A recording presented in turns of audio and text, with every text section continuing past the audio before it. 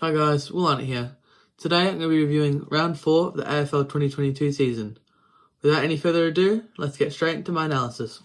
So the first game of the week we had Adelaide versus Melbourne. This one just was it was quite a poor game. Melbourne definitely weren't on their top form, and Port were just deplorable. They kicked no goals at half time, and they kicked one goal in 3 quarters. It's unacceptable from them. They've been really poor this year, 0-4 start, and that could be finals done for them. You never know. Sydney went 0-6 and made finals a few years ago, but they haven't looked like winning a game, except for the Adelaide one, and even then, Adelaide deserved to win that game. Port got a bit lucky to get a few goals up, and they even then they still choked the lead. So yeah, bad signs from Port. They will probably miss finals. I'll go from. It's only round 4, and I reckon they're not going to make it. I reckon the season's done and dusted. Melbourne, on the other hand, they just got it done. Not a great game, just average from them, but they were versing a very bad Port side, and they did what they needed to, got the job done. 30 points, or 32 points it was. It's a bit of a flattering result. It could have been way more. Melbourne were a much better team. And even though they weren't playing to their top form, they still looked a much better side. So, if the teams keep going as they are now, Port look like a bottom 4 side, and Melbourne look like they are red-hot favourites of premiers this year. In game number 2, we had the Cats and the Lions. This one was a cracking game. It was close most of the game. Went down to the last few minutes. Hawkins getting a lucky free kick. That really helped the Cats. It was not a lucky free kick. He took a mark, and it should have been a free kick to the Lions. It was a big push to the back. So, that helped them out a bit. But yeah, both these teams should play finals this year, and this is a good display. If this was at the Gabba, I would say the Lions would have won, but GMHBA, home ground, helped out the Cats just a little bit. If these two teams do meet in finals, it'll be interesting to see who does win. I reckon it'll probably depend on whose home game it is. And if the Cats played at the G, it'll be even more interesting. In this game, we had Hawkins kick 5, which was a pretty big bag, especially since the Cats only kicked 11 goals for the game. 11 goals, 14 they kicked. So they could have won by a few more goals if they're more accurate. But even with missing a bunch of goals, they did get a bit lucky at the end. But hey, that's how footy goes sometimes. For the first Saturday game, we had a very interesting game. I did not watch all of this game, but I'd say the majority of it. So this was North Sydney, and Sydney only won by 11 points. North looked the better side for most of the game, just kind of got run over the top at the end. But yeah, North, very surprisingly, were up most of the game. They were looking very good, and Sydney, I don't know what was happening with them. They didn't look like the side they were earlier this year, or not, like last week and a few weeks before that. They looked a bit slow, a bit sluggish, but they turned it on at the end. That's all that matters, and they ended up getting the 4 points. So I'd say that's solid from both teams. Obviously, Sydney didn't play too well, but all you need to do every week is get the 4 points, and that's what they did. And North are showing some really good signs. So I reckon I'd give both teams a plus for this week. Now, Collingwood West Coast. This was an interesting game to say the least. I don't know what was happening with Collingwood. They did not look very good at all. Just bombing into their back line, especially with Jeremy McGovern taking lots of intercept marks. Just too easy for him. It was like they wanted him to have a good game, Collingwood. Just bombing it in. So, the Eagles, I'll give it to them. They played pretty well. But this is a game Collingwood definitely bottled. They should have won. Even though they got run over the top a bit at the end, I still think that Collingwood will make finals this year. Or at least, if they don't make finals, they'll be very close. Maybe 9 or 10, I'm going to say. So they're either going to be just in finals or just out. I reckon they've looked good in most games this year, and every team drops at least one game they should win a year. Seeing it like Melbourne drew with Hawthorn last year, lost to the Giants, lost to Adelaide, and lost to Collingwood. So it's every good team has a bad day, and another good team, in my opinion, had a bad day this week. Also, not named Collingwood, so I'll talk about that a bit later. But yeah, props to West Coast for getting it done. Very hard game for them, but Collingwood, just I wouldn't rule them out just yet. I think they're still going to be very good. 2-2 so far though, so let's see if they can keep up the good form. Now, Bulldogs Richmond. I'm just mainly going to be going off the stats for this game because I watched the other game. I watched GWS Fremantle, so I'll just be going off the stats.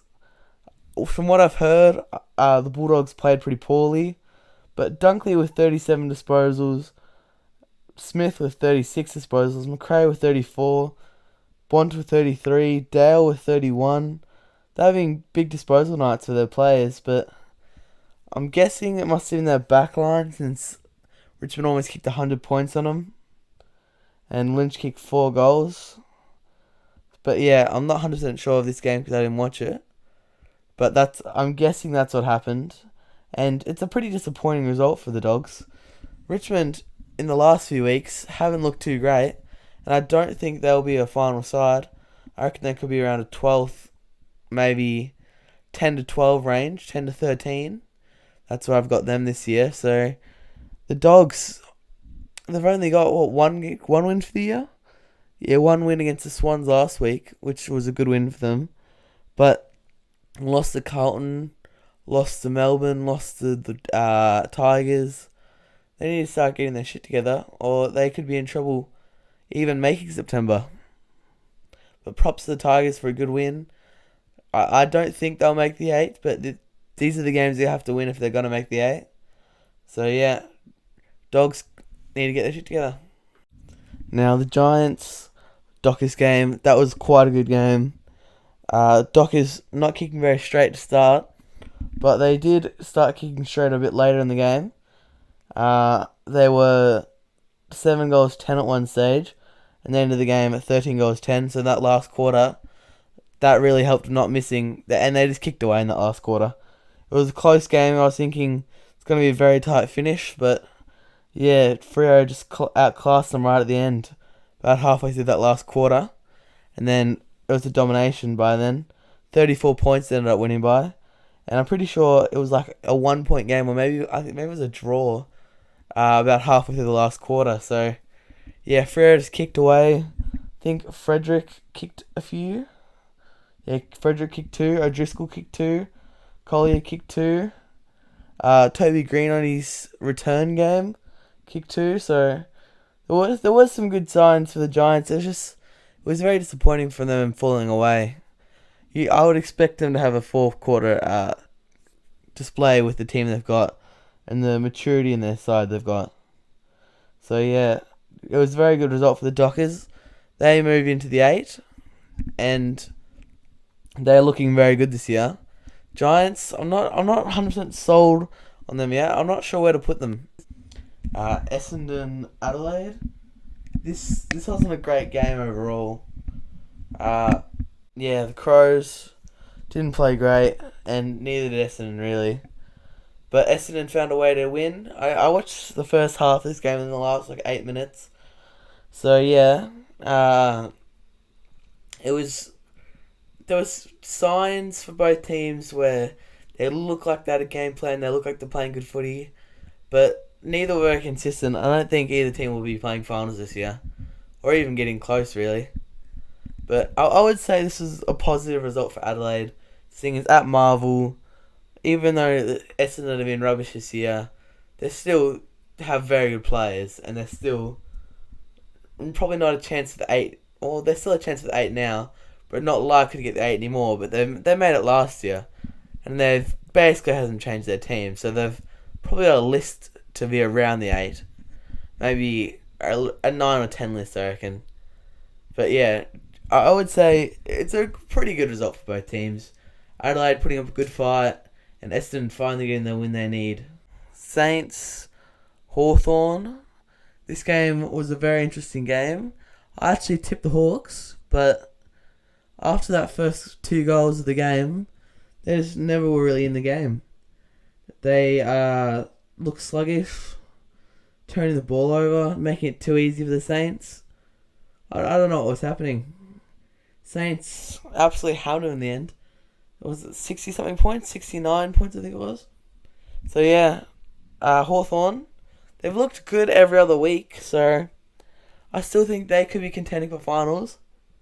But the Saints have been better than I thought they would this year. They've beaten some good teams. After that Collingwood game, I thought, oh no, the Saints could be around 12th this year, maybe even lower.